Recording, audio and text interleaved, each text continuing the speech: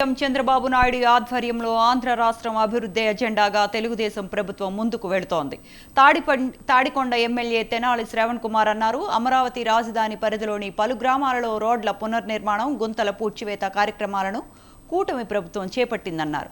రాయపూడి సమీపంలో రోడ్ల పునర్నిర్మాణానికి ఎమ్మెల్యే శ్రావణ్ కుమార్ ప్రారంభోత్సవం చేశారు.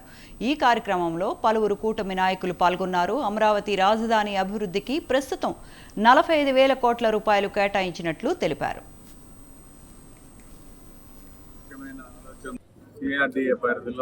ముఖ్యంగా రాయపూడి తొల్లూరు మధ్య రోడ్డు చాలా దారుణంగా ఉంది. కూటమి ప్రభుత్వంలో ఆంధ్రాలను అభివృద్ధి చేయాలనే ముఖ్యమైన ఆలోచనతో ముఖ్యమంత్రి గారు రోడ్ల పునర్నిర్మాణానికి నిధులు శాంక్షన్ చేశారు.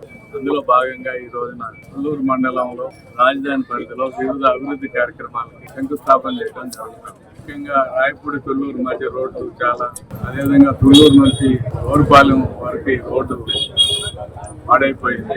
నిధులు శాంక్షన్ చేయడం ముందు ఎక్కడైతే పూర్తిగా డ్యామేజ్ అయిందో అక్కడ టోటల్ రీప్లేస్మెంట్, గుంతలు ఉన్న చోట కార్యక్రమం. అంతేకాకుండా శ్రీరాక్షస్ రోడ్ నుంచి అనంతవరం గుళ్ళోకి వెళ్ళడానికి, లింగాపాలెంలో అపరాజపాలెం గుళ్ళోకి వెళ్ళడానికి కూడా రోడ్డు సౌకర్యం సక్రమంగా లేనప్పుడు దానికి కూడా నిధులు శాంక్షన్ చేయడం.